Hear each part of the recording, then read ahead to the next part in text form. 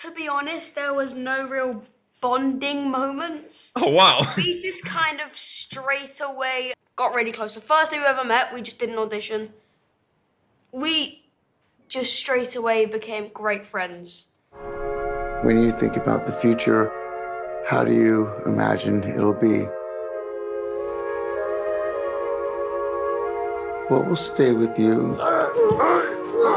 And what will you forget?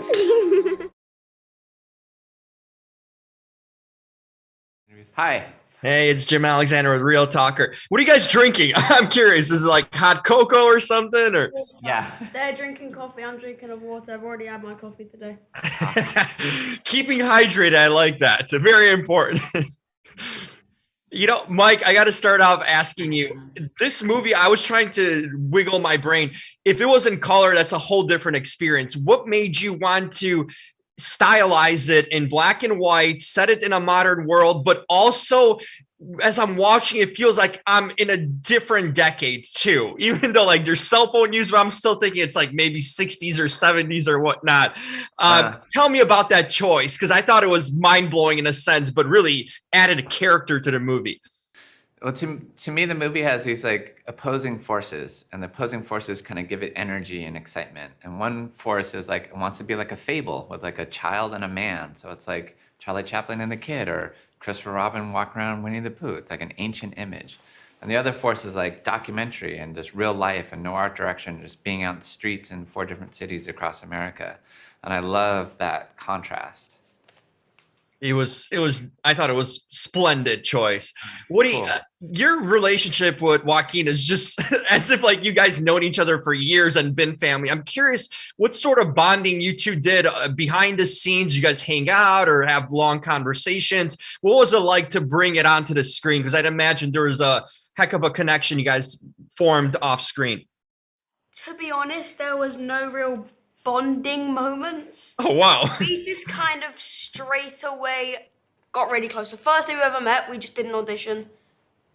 We just straight away became great friends. And I think what's good, and it made the connection real, is there was no like, okay, today we're going to do team. There was none of that. There was no like planned anything. We would just talk in scenes and in between scenes. But Gaby, and they did the same thing, but they would start laughing in scenes, and that made it really annoying. And she could go on this, she could start talking about this. She would make every scene take 10 times more time than it would usually take. Well, Joaquin and Gaby together had their own brother and sister dynamic. Don't blame it all on which me. was That's very cool. exciting. They'd either be laughing hysterically or like messing with each other. And it's true, Joaquin and you had a different vibe. It's really, I never quite got that. Like it was so different between each of them while we're shooting and also in the moments in between shooting.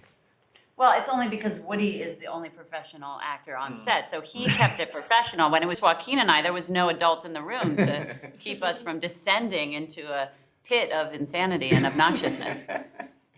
Gaby, you're on the phone most of the time. How do you kind of build it when Woody's with Joaquin the whole time? You're on the phone. How do you build that connection in a sense? Well, we shot the film in sequential order, so we had shot the bulk of my real world, or that's not the term. Togetherness, thank you, scenes already. So I had developed my rapport as an actor and as a character with both Woody and Joaquin. And then we moved on to the phone call scenes, and they were always on the other end. So it was just like being on the phone with somebody, you know. So in that sense, it was as real as any scene. I had an acting partner on the other end. So the only difference was that then you're on the phone, which is slightly different than being in the room with somebody, right? You behave a little differently. So that was kind of fun. I got to ask you, as I let you go here, Gaby, would you trust Joaquin watching your child? Oh, there are many, many things I would not trust Joaquin with, but watching my child 100%, yes. Yeah, me too. I wouldn't, honestly. I feel like he would make my child, if I had a child. Yeah, your child would be very small. He would make my child, I mean, I am now vegetarian after it, but I wouldn't want my child to be vegan after spending a day with him. Joaquin's good at that though. He kind of, if you're not interested in becoming it, he shuts up, which is good, because he doesn't shut up on many things. But that's that's one of the things he does. But I think also Joaquin and school don't go together very well, and I want my child to stay in school. Yeah. So I wouldn't let Joaquin go anywhere near him. I'll let my kid go hang out Joaquin, and your kid can stay with me.